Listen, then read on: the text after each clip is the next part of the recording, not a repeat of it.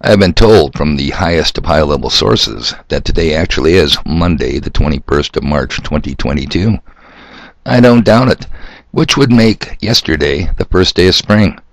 And the weather was glorious, people. I did go over to the bottom beater pit, and yes, inquiring minds want to know, I will tell you. Murray did attend the must-pay-for corned beef and cabbage feed on the 18th. It's stunning. Now, I didn't get any more details than that. Where did he come up with the $18? Do you think he dug deep in his pockets and pulled out a crisp new 20? Has he ever dug deep? Oh no, I'm thinking he probably conned somebody into buying it for him because, I probably left my cash and checkbook at home. Life has just been so hard on me lately. Yeah, always whining, always suffering. But then again, that's our Murray. And in yesterday's video, I told you people are converting. They're converting to the flat earth. They're converting to astronauts, fake space. But we were out there enjoying the beautiful first day of spring, us smokers that is, and I got another convert. Beautiful day, sun shining, nice blue sky. You don't see them too often, do you? And there it was, right over the top of the bar, a nice, thick, juicy chemtrail, technically called stratospheric aerosol injection. And I got me a new convert, people, because in between, he saw it, and in between going back in and coming back out for another cigarette, it spread out, people, and there was the white blanket of death. No more sun, no more blue sky. Did you see it yesterday, people? How the weather can change. And you know what else happens? When the blanket of death is pulled over us standing outside, the wind comes up. Yeah, they can control that too. They can set up false high pressure and low pressure systems.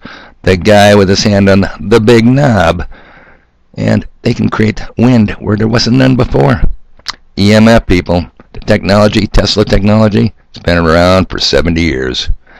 Okay, so we took care of, Murray was there. Can't believe it myself. I'm in shock. People, how's that sticking it to Putin working out for you? Yeah, I topped off my tank. Oh, yeah, I was thinking, well, I don't know. I'll tell you what, this sucks paying this kind of money for gas. But I feel better. What's that? What's double the price of gas? We're sticking it to Putin. He's getting the message. But is he really? Because something you might have missed over the weekend, 23 nations. Yep, 23. And 3 of those are heavily populated. China, Russia, and India. They said, we're going to start buying Russian oil, Iranian oil, and Chinese oil in the yuan, Y-U-A-N, currency of the CCP, currency of Red China. You know, that's not good, people, because if the U.S. loses its reserve status, the petrodollar, look out for fingers, man. That's all I'm going to tell you.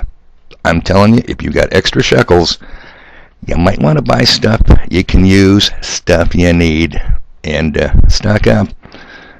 Be prepared, people, because this could really go south fast, and it was underreported.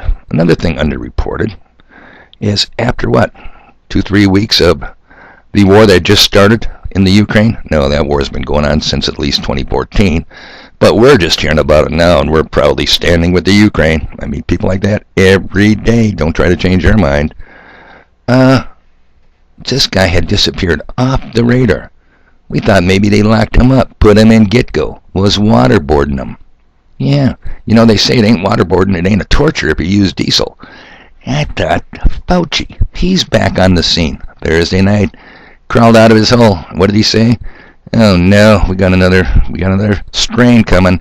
We may have to revisit remedial actions. Does that sound like social distancing? You might have to mask up. Well, guess what? That's only some of us have to mask up because a lot of people are forced to still wear masks. Young children in school in New York, they extended theirs another month. Yeah, he's back because they're not done with this, people. They will never be done with this. Klaus Herr Schwab and his Great Reset. It's coming. You will own nothing and you will love it. So, that's what I'm thinking when I'm getting gas. Going to the grocery store, I'm going, boy, really sticking it to Putin. I think Putin and Xi Jinping, whatever his name is, whoever's running India, I think they're going to stick it to us because they have a way more population than the 330 million Americans and the handful of people left in Europe. Well, anyway, it's my job on the Watchman to tell you, I see smoke. I smell smoke. I think I can see a few licks of flame, people. Yeah, that is not a good indicator. That should be thoroughly discussed. But people are just kind of glancing over it. 23 nations, what F them, you know what I mean? All right, so we have got a couple of weeks left in March. Then we go into April and May. So we're 2 months out from June. And what's big in June for me is June 8th. June 8th, 1967, the brutal attack by you-know-who on the USS Liberty. It was only 6 years, and a couple of months later, your ever flexible, incredibly humble, and fluid messenger, that's me, was in the Navy. Yeah, Davey was in the Navy. And got to understand, people, that there was still a lot of lifers that were around, had gone through the 67 era, not necessarily served on board Liberty. I don't think I ever met one of them, but a lot of sailors older than me sure knew about it. That's where I got my information. And that is an anniversary I celebrate every year. But it turns out in today's world, I'm going to bring this up, you know, the side you stand for, you know, America, God bless the USA. You got to check this out, people, because this June will be the 6th anniversary of, pay attention now. Good morning, ladies and gentlemen. Welcome to the 5th annual DoD Pride Month event. I am Major Jennifer Carvajal, a member of the DoD Pride Employee Resource Group. DoD Pride is comprised of lesbian, gay, bisexual, and transgender civilians, military members, contractors, and allies of the LGBT community. June is Lesbian, Gay, Bisexual, and Transgender Pride Month. Pride. You know, that's exactly what I'm filled with as I reflect on the importance of this month. Deborah Lee James, Secretary of the U.S. Air Force. Man, I knew back in the 70s there was something wrong with that U.S. Air Force. I never considered them military, and I did not stand alone on that one, people. Nope, we always consider them civil servants. But I guess they did have the E1 through E9 pay grades. So, it didn't matter what my opinion was. So that's what you got to look forward to. June is Pride Month. Now, if I was Putin, I would be shitting bullets. I would be scared. I'd get real scared real quick. Because what would happen, worst case scenario, is if the US of A unleashed their rainbow forces on my poorly trained Soviet troops. It would be a duck shoot, people. I'd be nervous. I might want to negotiate with the guy in the White House, Poster, whatever you want to call him. Yeah, don't want to mess with the rainbow divisions of America's taunt military. It's a joke. Now, I'm not going to tell you back in the early 70s, we didn't have these kinds of, whatever you want to call them, floating around. But it was hard to know because they kept very quiet, people. Very, very quiet. And it was to their benefit to keep very quiet, to quote-unquote stay in the closet. Because if you got found out, bad things could happen. And there was a rumored incident in a ship in company with us, about 6-7 ships in company. The USS Knox, yeah, they lost a fantail lookout. Fantail is the ass end of the ship, people. We never manned a fantail lookout. I mean, that was World War II technology. You got radar that can search the surface. You don't need somebody standing looking backwards. But they had a fantail lookout on board the USS Knox. I think it was a destroyer escort. I'm not sure. I'm too lazy to even look it up. And the rumor went around the fleet, people, the whole Westpac fleet. Somebody was into something they might not should have been into, and they got Davy Jones deep sixed. Yep, tossed overboard.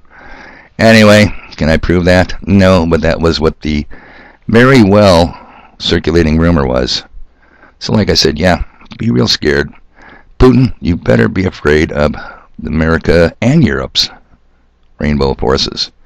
Alright, and then finally, as you're sticking it to Putin, as you're standing with the Ukraine, because you guys have all the answers. I can't argue with you much more. There's people that unbelievable are just almost brain dead. Let me play one more little very quick soundbite here. It's going to be, well, I'll tell you who it is after. See if you can figure it out. I set up a foundation in Ukraine before Ukraine became independent of Russia. And the foundation has been functioning ever since. And it played an important part in events now. You have to realize what Vladimir Putin is. He's an old KGB colonel that wants to restore the Russian Empire. Yeah, okay, the first one was, oh God, this is going to be tough, going back to Murray's family tree, Murray's forest. I don't know, I might have to ask him. George Soros, great uncle? I'm not sure. And then, of course, you heard from insane John McCain.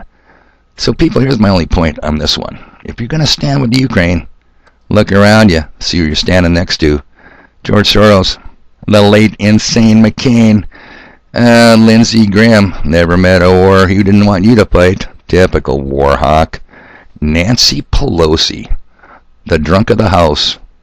Sean Hannity, yeah, another one of the famous draft dodgers. Never met a war he didn't want your kids to go fight in. CNN, totally. MSLSD, Herr Klaus Schwab. You're in some pretty interesting company, people, when you're standing with the Ukraine. So get your blue and yellow lapel pin on. They're selling the flags real cheap. All right, people. I'm going to try to enjoy the weather today. Oh, one of the benefits of losing my gainful employment is I went out and cut wood yesterday. Hey, tell you what I just learned. I learned that I'm kind of out of shape. This will probably be good for me. It's going to be a silver lining in a black cloud.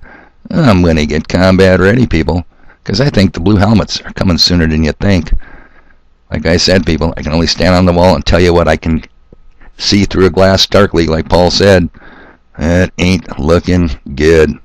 All right, enjoy sticking it to Putin, people. I got stuff to do. I got to split that wood I cut yesterday. Oh, God, I got to lift it again.